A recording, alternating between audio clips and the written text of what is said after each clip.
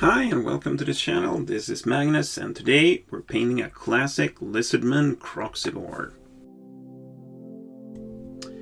After you have cleaned your model, it's time to assemble it. This being a metal model, there will be small pieces of flesh that you will need to remove. I use a scalpel, hobby knife to do this. There will be pieces just about everywhere.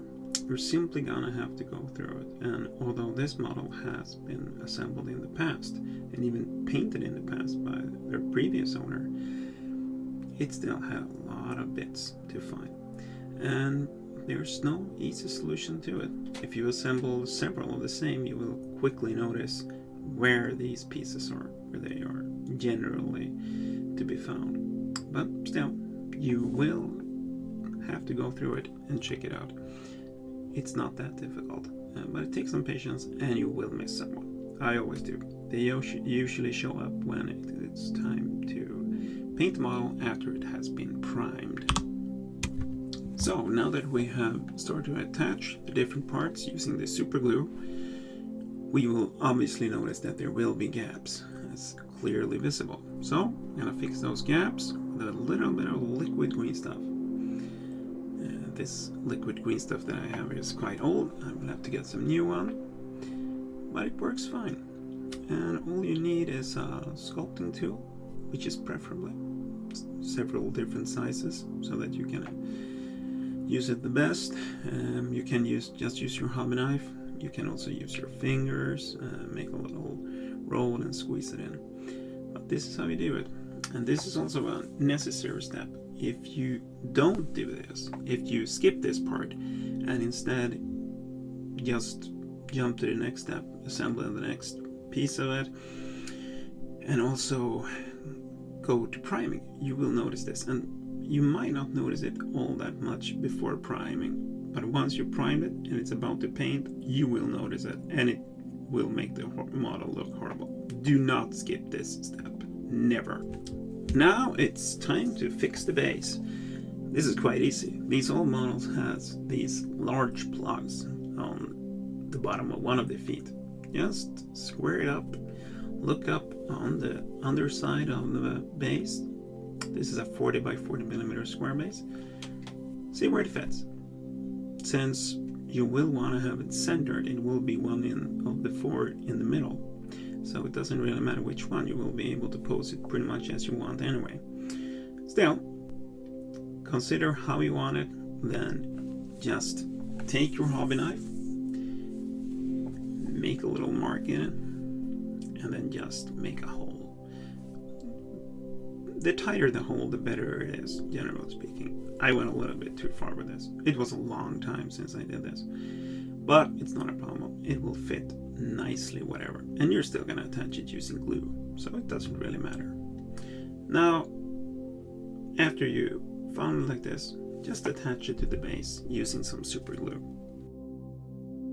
Now that we have primed the model, we are ready to start painting. We have primed the model white since we want a very, very vibrant color on this. We want this lizard to pop just like it did back in the days. If we had gone for example, a red color scheme, I would have primed this model with Blood Angels Red. If I was going for a muted color, I would have perhaps gone for a black, Chaos Black undercoat. But since he's gonna be vibrant and I want those colors to pop, white it is. White is an excellent undercoat. And you really need to undercoat your models. You cannot, and I repeat, you cannot paint one of these models without undercoating it first. A metal model, it will be disastrous. So you need to prime the model white. Now, I've decided for a retro paint scheme, but with using modern colors. I will use Jade Green from Coat Arms, an old line of paints, which is basically like the way it was back when this model were painted originally. But mostly I will be using the modern ones. And there are two reasons for this. Number one, I don't have all of the Coat Arms range range, so I wouldn't be able to do it without ordering them. And I live in Sweden, and there's no local supplier, so that is not an option. Also, the modern colors are better. Games Workshop colors of years are not of the same quality as they are today. There's still something to be said about using them. It will give you certain colors, and you can match the color schemes more precisely, but it doesn't change the fact that these modern colors are better. So I began with stegadon green as a base layer, and as you might see on the video, I put it on rather thin, 2 thin coats as they say, and this is very important, otherwise you will start to obscure the details.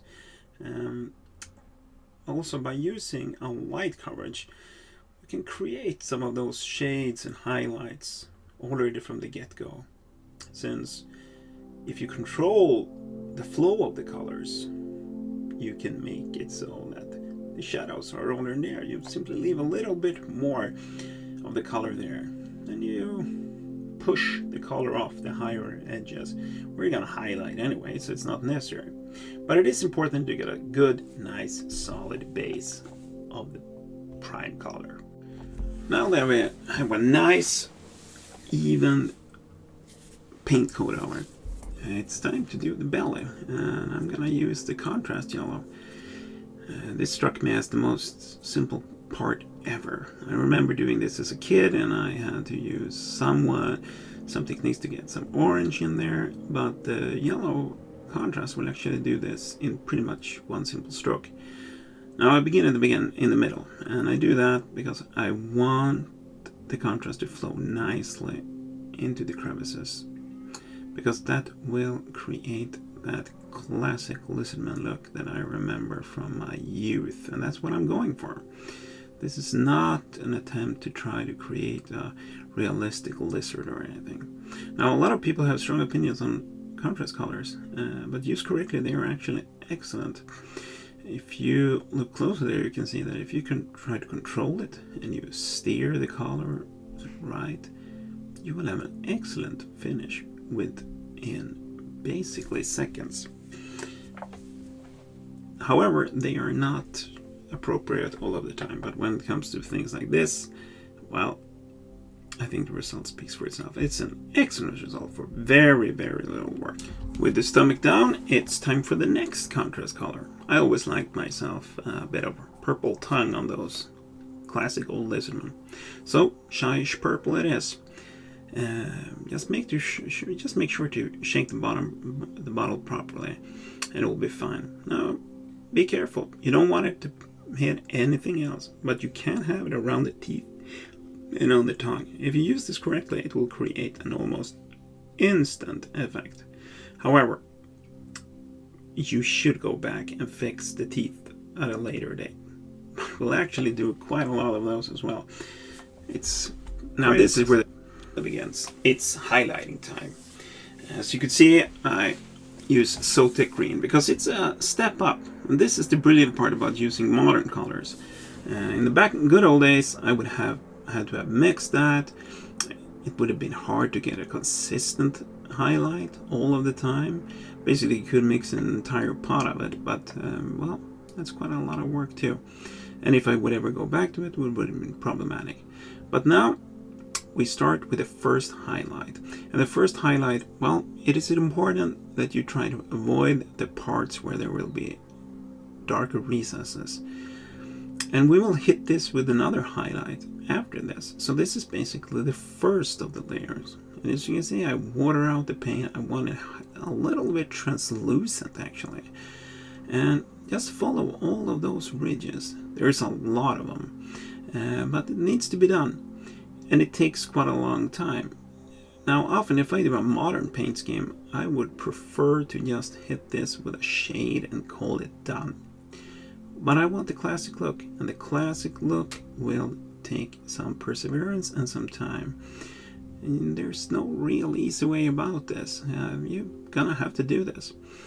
It's not very difficult, but it will require you to handle your brushes pretty good.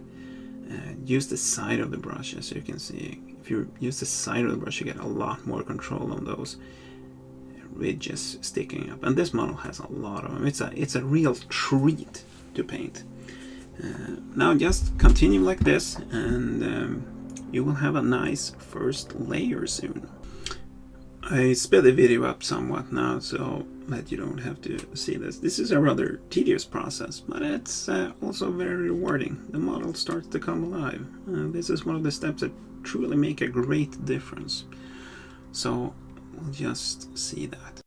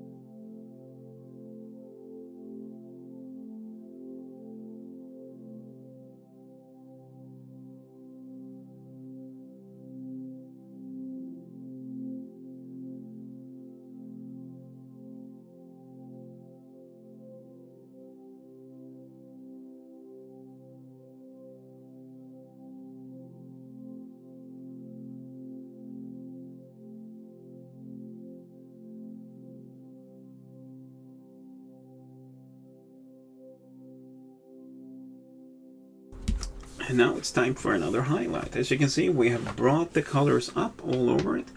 It's already starting to pop, which is very, very important.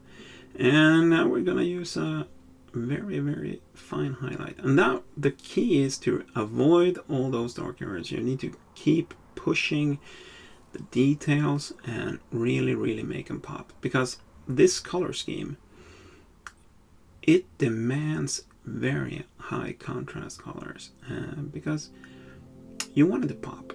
And even where there's no detail, like for example there are no real details on the tail there, but I make these little lines. It will bring some texture to it. It will make it pop. It will make it come alive in a way it wouldn't otherwise. And then now just continue. Just work on putting those tiny little details all over the place. This will take a while, but it won't take all that long. And it's also a necessary step. So just keep on plugging away, and it will be great when you get there.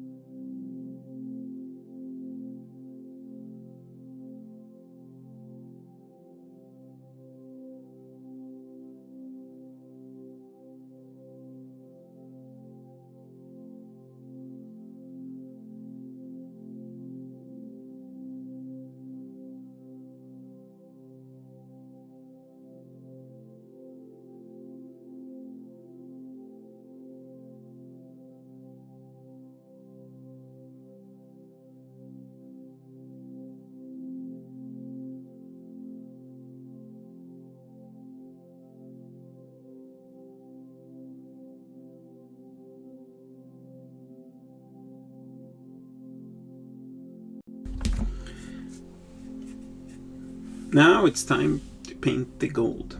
The gold is quite a tricky color to paint. It takes some getting used to. Also, that paint bottle has never been opened before, so it will have separated, and it can have separated quite brutally. So I would suggest this. Get a metal ball. It needs to be stainless. Glass beads works just as well. You as long as it doesn't react to the gold. And then shake it, shake it, shake it, shake it. Now that we've properly shaken that bottle and we got a nice gold, it is time to hit all those gold details. This is rather fun, and it starts to really pop this figure. It starts to make it come out all right. Now, gold is a rather tricky color to paint. It takes some getting used to, and it can be rough on your brushes. But as you can see, there's not a real problem. You just have to be careful. And if you make a mistake, if you make a little paint splotch, not that problematic. You can always go back and redo it. But of course, it's a lot better if you don't. Now, I'm gonna hit this later with some Reichland Flesh Gloss, and I will also use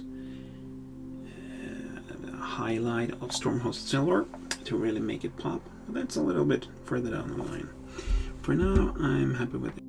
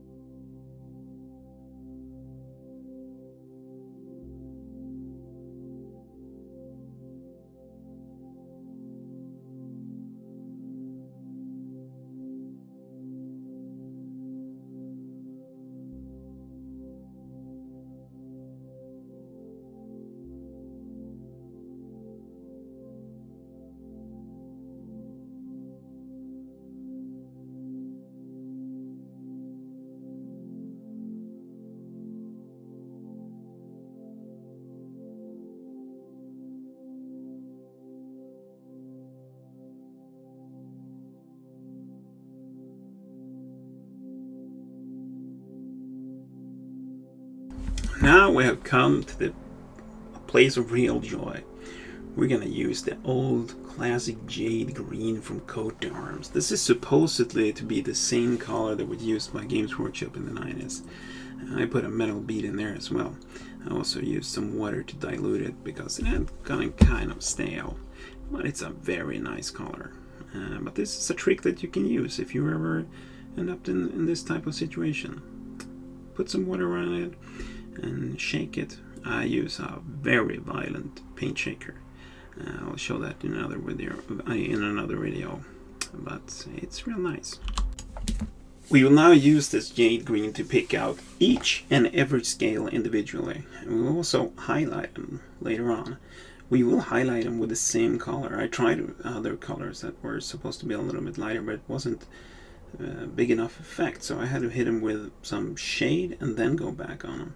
But basically, this is how you do it. Now you just keep on doing this. It doesn't take that long. It's not too big of a model, but it is really important that you make it clean, otherwise it will ruin the effect.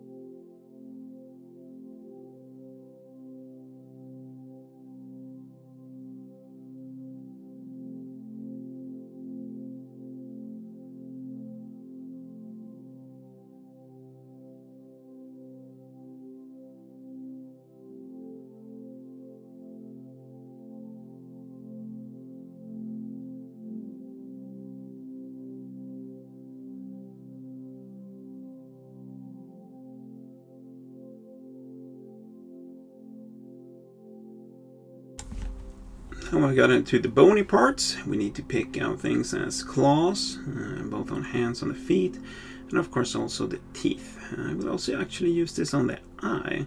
I'm not planning to actually use it as the eye color, but it will make a nice background for it. So I will use this bow now.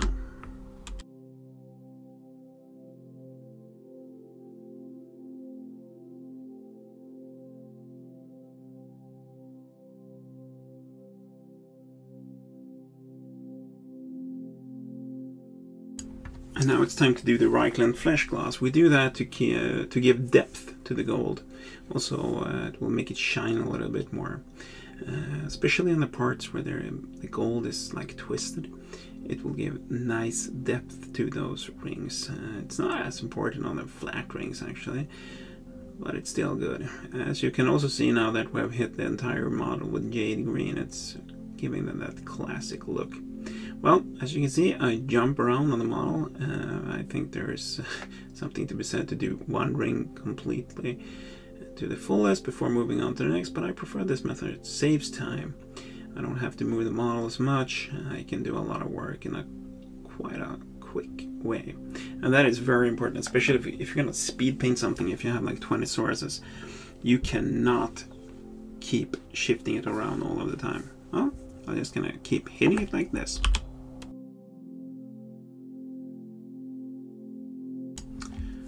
I'm just going to hit this model with some green wash. It's rather simple, but it will make the scales pop out a little. Actually, by darkening them down, and then we can highlight them. It will give them a nice, rich depth, and it makes it possible to highlight them again and make them pop even more.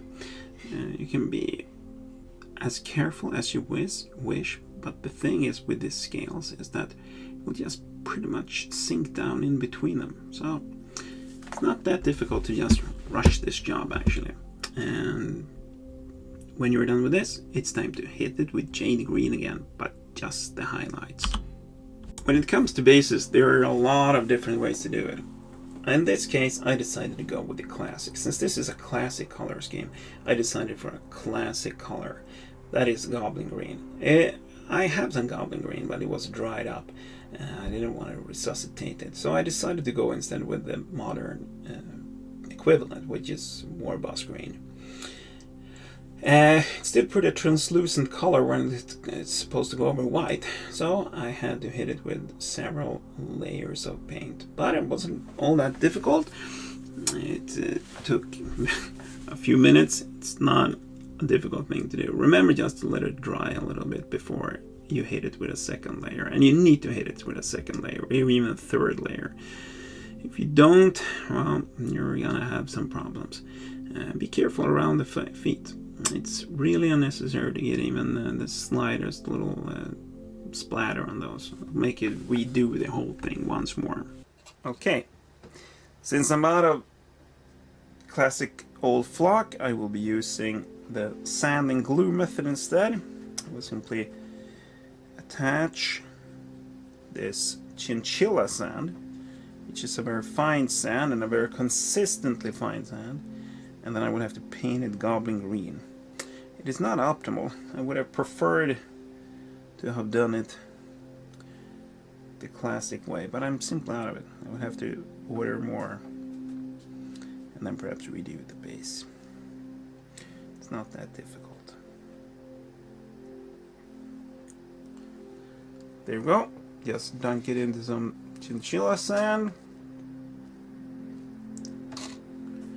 There we go. Brush away any sand and glue that comes up on the model, like so. Remove any excess sand from the side of the base. Very important. As you can see, I will have to start to repaint that base. I would just sit and dry there. And now that the sand has thoroughly dried, or at least partially, as I discovered a bit in, you simply just paint it goblin green, or in this, the warboss green. It's the same shade. Just dab it on there, it'll be fine as it is. Quite simple.